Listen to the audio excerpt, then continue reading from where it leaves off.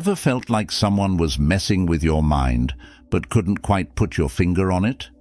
You might have been manipulated, and I get it. I've been there too. We're about to dive into mind games that manipulators play, and if you recognize even one of these, it's time to wake up. Trust me, these games aren't just innocent tricks. They're designed to keep you doubting yourself and second-guessing everything.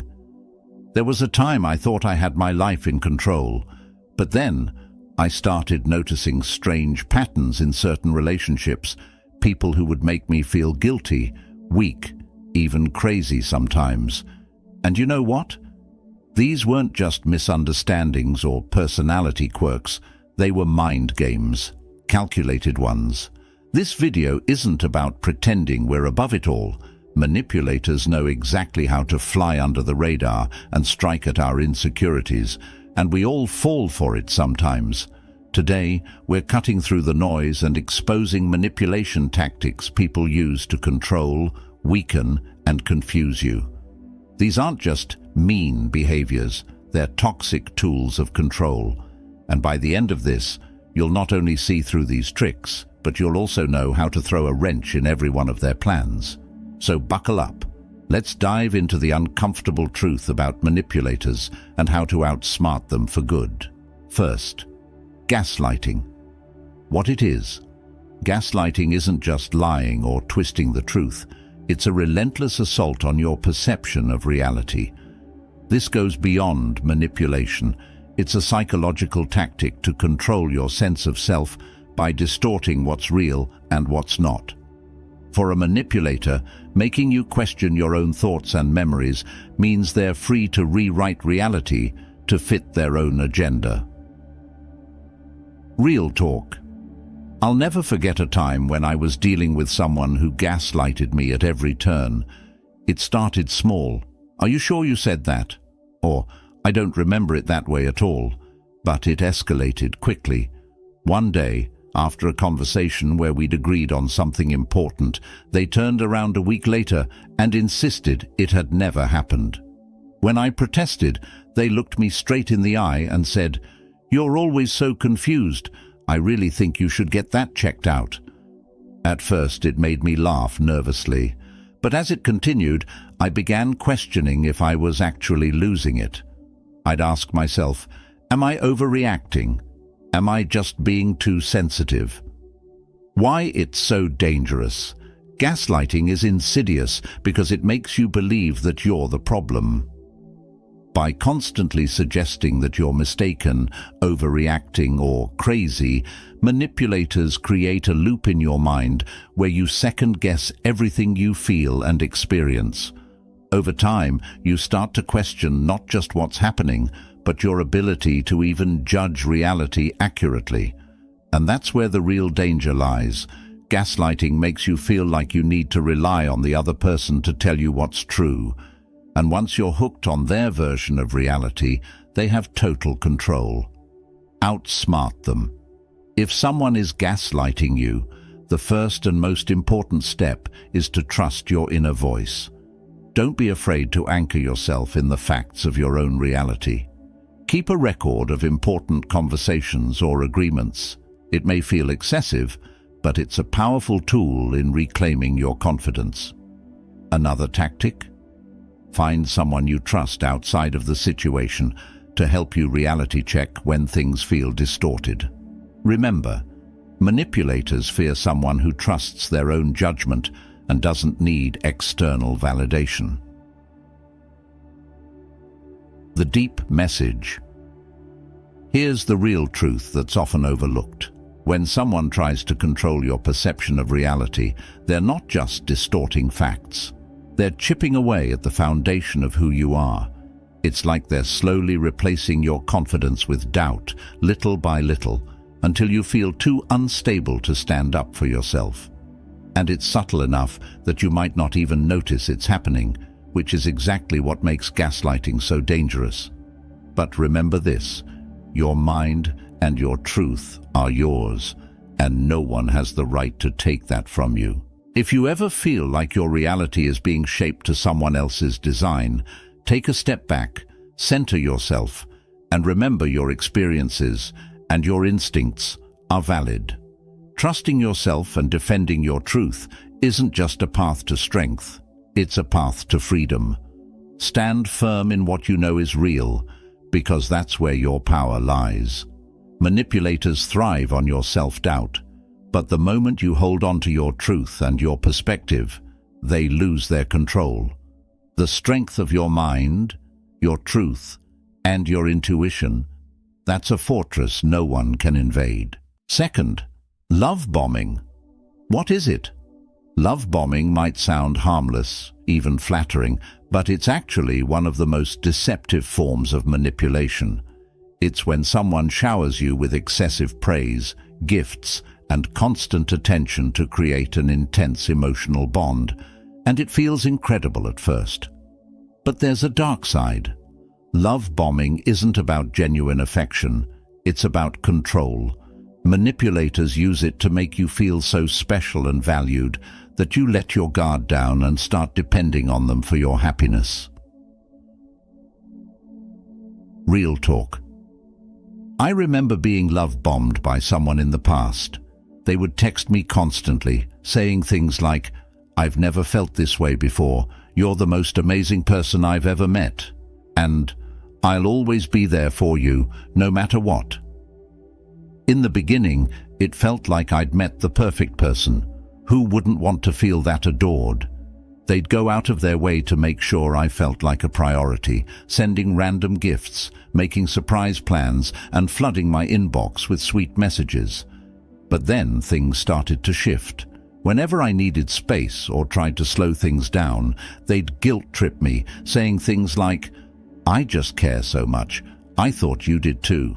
It was subtle, but every time I pulled away, they'd escalate their efforts, and it kept me in a loop of wanting to keep them happy to maintain the love they were giving. Why it's so dangerous. Love bombing is designed to be addictive. Manipulators create a whirlwind of affection that can sweep you off your feet so fast you don't realize what's happening. It's not just about making you feel loved, it's about creating a dependency. Because when that intense love and attention inevitably pull back, you're left craving it, wondering what you did wrong, and feeling compelled to do anything to get that feeling back. Manipulators use this dependency to keep you on a leash, keeping you invested and compliant. They know that once you've experienced that high, you'll do almost anything to avoid the low.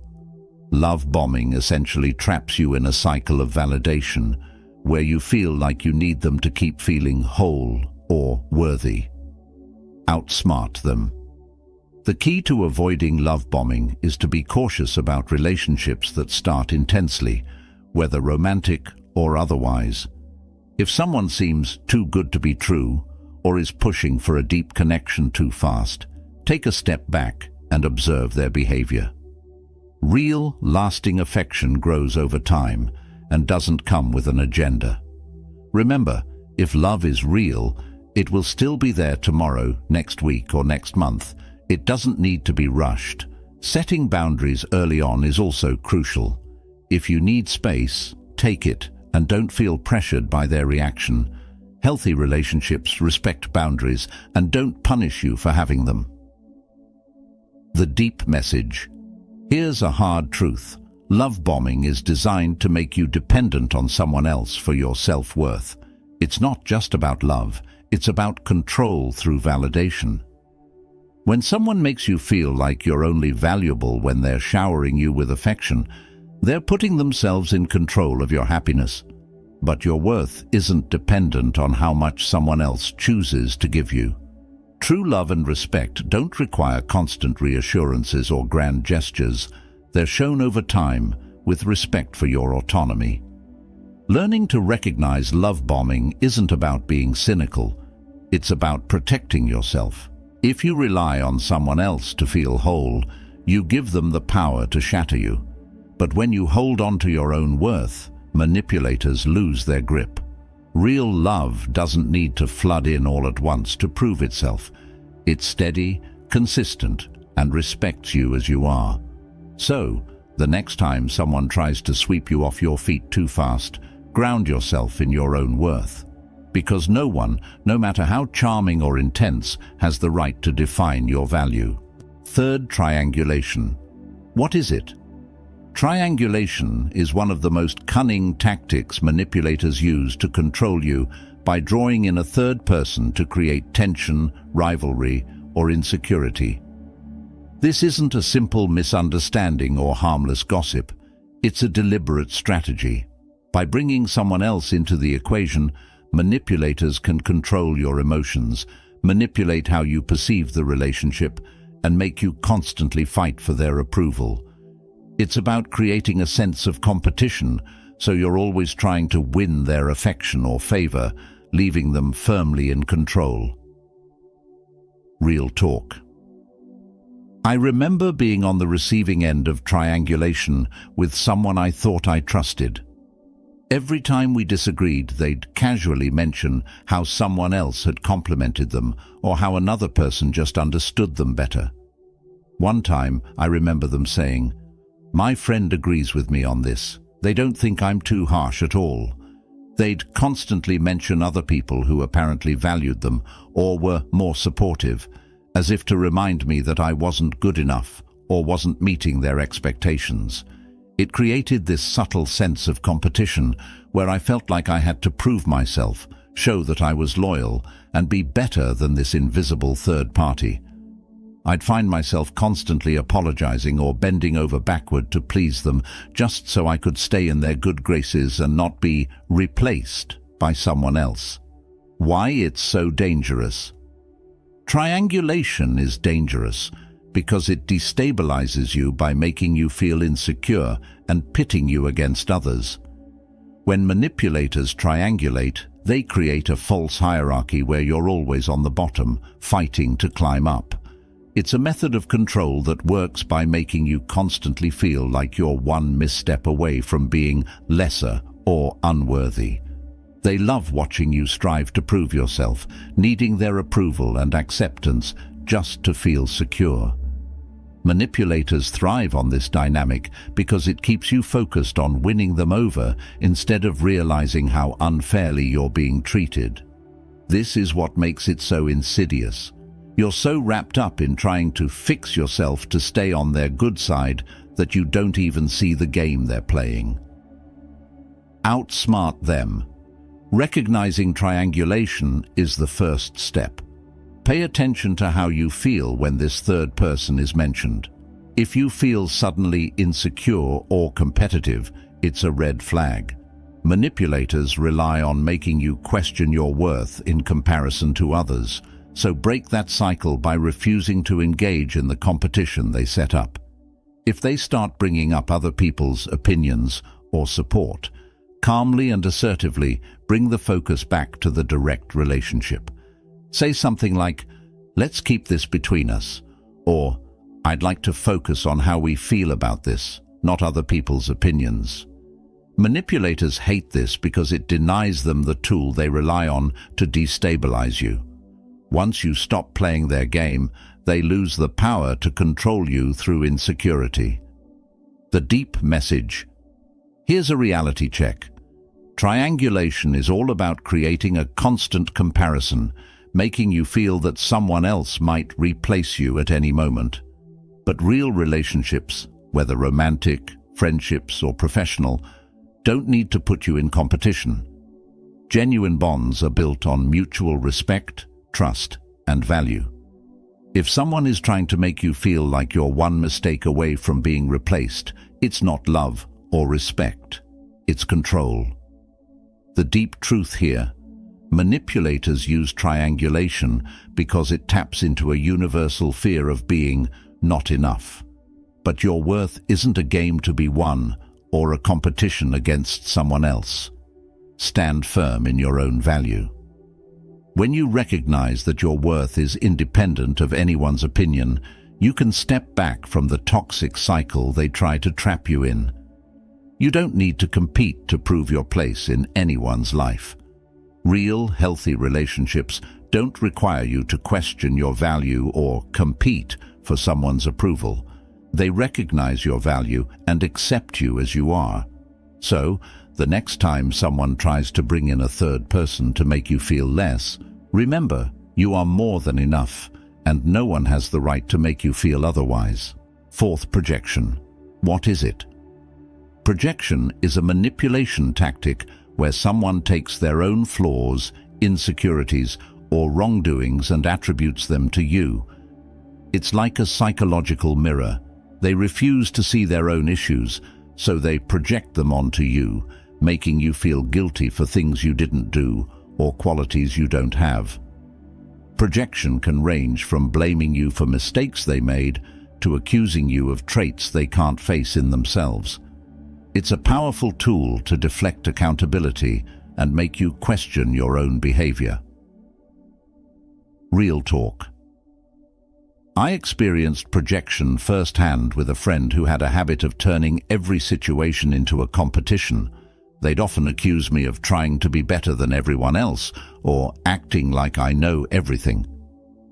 At first, I tried to understand if there was something I was doing wrong. Maybe I was coming across as arrogant. But over time, I started to see a pattern. Anytime they felt insecure, they'd project it onto me, accusing me of the very things that actually stemmed from their own fears and insecurities. They'd say, "You're always looking down on people," or "You think you're smarter than everyone else," when in reality, they were the one who struggled with self-worth. But they avoided facing their own issues by making it my responsibility, turning their insecurities into my supposed character flaws. Why it's so dangerous? Projection is particularly damaging because it messes with your self-perception. When someone constantly accuses you of their own flaws, you start questioning yourself, even if there's no truth to it.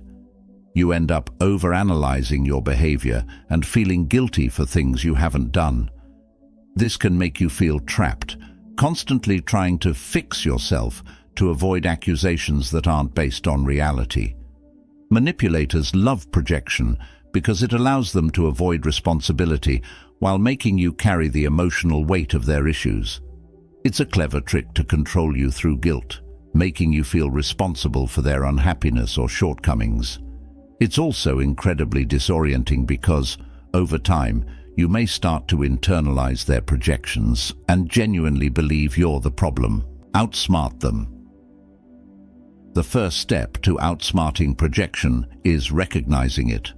When someone accuses you of a behavior or quality that feels completely off or doesn't align with your self-image, pause and ask yourself if it might be more about them than about you. One effective response is to keep your reactions neutral. For example, if they accuse you of being too controlling, respond calmly and ask, "Can you explain why you feel that way?" Instead of defending yourself or taking on their accusations, reflect the question back to them. This forces them to either confront the reality of their own behavior or leave the topic. Another powerful approach. Distance yourself from their judgments and remember that their words are often a reflection of their own issues, not a truth about you. The deep message. Here's a harsh but empowering truth. Projection is often a sign of someone's refusal to take accountability for their own growth. Manipulators use projection because it's easier to blame you than it is to face their own flaws and insecurities. And that's not your burden to carry. When people project, they're trying to avoid their inner struggles by making them your responsibility. But this isn't about you. It's about them and their unwillingness to look in the mirror and confront what's actually going on. Your worth isn't defined by someone else's insecurities or accusations. The way others see you is often colored by their own unresolved issues. True strength comes from understanding that not every criticism is valid, especially when it's coming from someone who avoids self-reflection. Don't let someone else's projections dictate how you see yourself. Stand firm in your self-awareness, trust your character, and refuse to let their distorted version of reality become yours.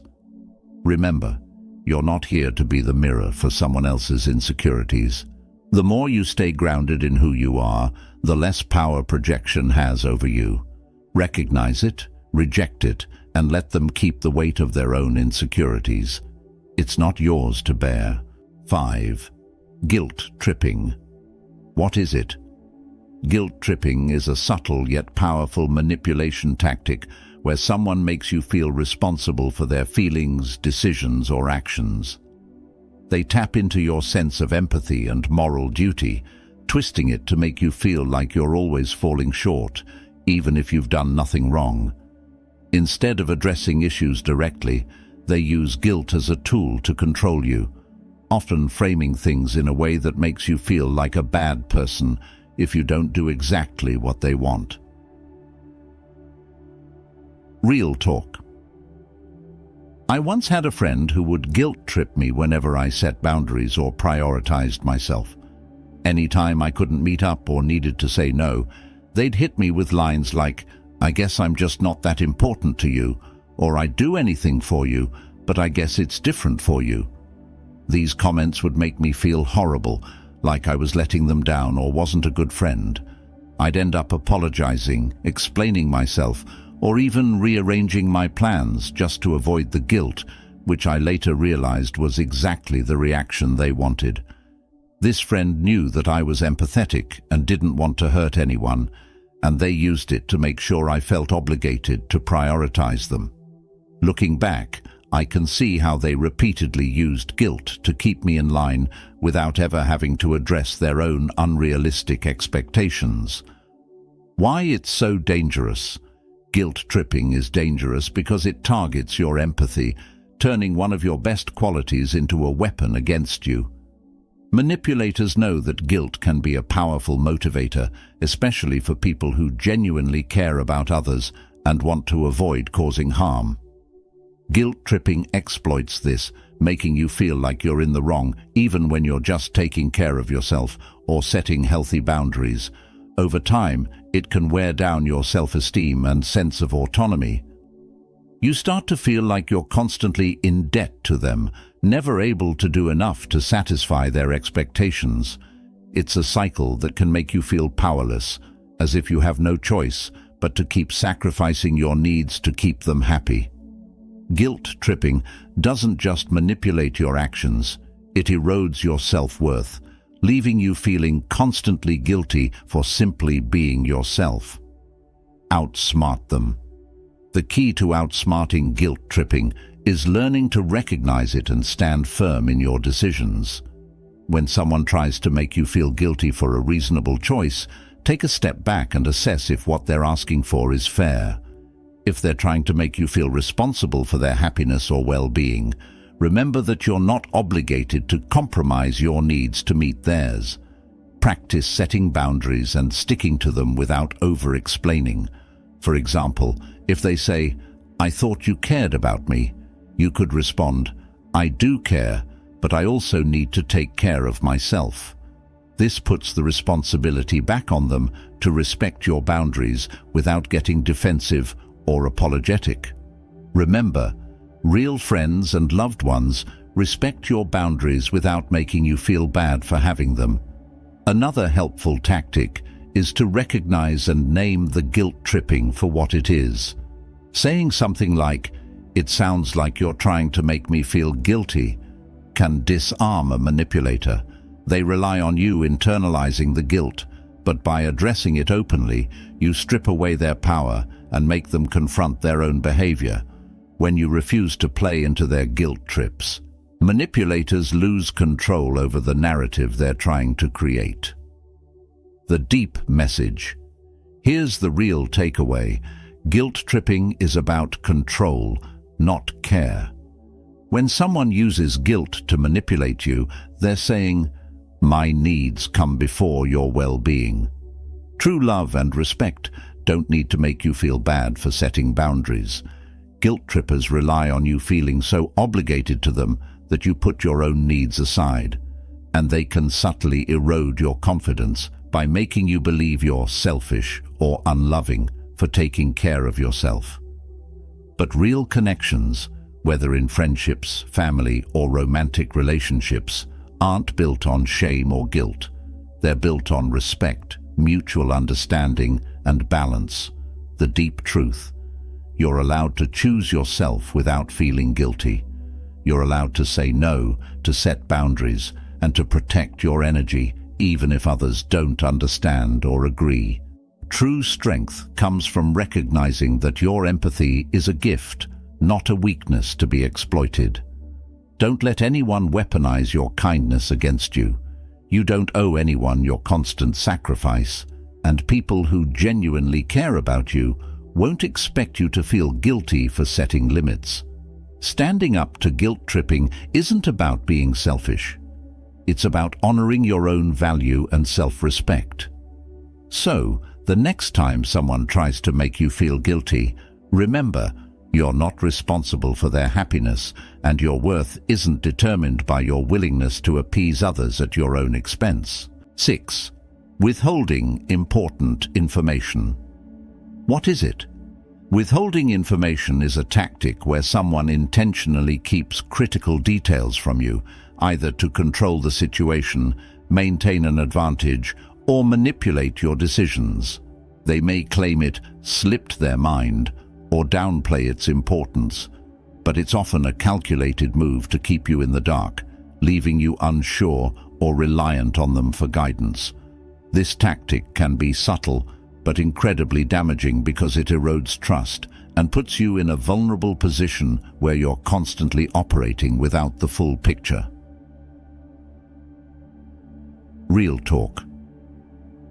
I once worked with someone who was notorious for withholding details. Whenever we'd start a project, they'd leave out key pieces of information, and I'd only find out later, usually after I'd made a decision based on partial information. When I'd ask why they didn't tell me sooner, they'd brush it off or claim it wasn't relevant at the time. But here's the thing, it was relevant, and their omission put me in a position where I was always on the back foot, needing to adjust my work or clean up mistakes that could have been avoided. I eventually realized this was their way of keeping control over the project and, indirectly, over me. By withholding information, they created a situation where I was constantly second-guessing myself and coming to them for answers, which, in turn, reinforced their authority. Why it's so dangerous? Withholding information is one of the most insidious forms of manipulation because it's easy to overlook. If someone withholds information often enough, you might start doubting your ability to make informed decisions on your own. It's a tactic used to control without overt aggression. It quietly undermines your confidence and keeps you dependent. By only giving you part of the story, they steer you into decisions that benefit them and leave you open to consequences you didn't anticipate. This method of manipulation is especially harmful in close relationships or work environments where trust and collaboration are essential. It puts you in a position of perpetual uncertainty, making it difficult to trust both them and yourself, which can have long-lasting impacts on your self-esteem and sense of autonomy. Outsmart them. Outsmarting someone who withholds information requires vigilance and assertiveness. First, get into the habit of asking direct, specific questions, especially when you feel like you're not being told everything. Questions like, "Is there anything else I need to know?" or "Is there more to this that might impact my decision?" can be helpful to draw out details they might otherwise avoid sharing. This places the responsibility on them to disclose relevant information. Additionally, don't be afraid to double-check their claims with other sources if possible. When you make it clear that you're thorough and won't accept partial truths, it puts them on notice that their tactics won't go unchallenged. Another effective strategy is to establish consequences for withholding information. If this happens in a professional setting, document instances where critical information was withheld and how it impacted your work. Then bring it up in a constructive manner, showing that transparency is essential for trust and productivity.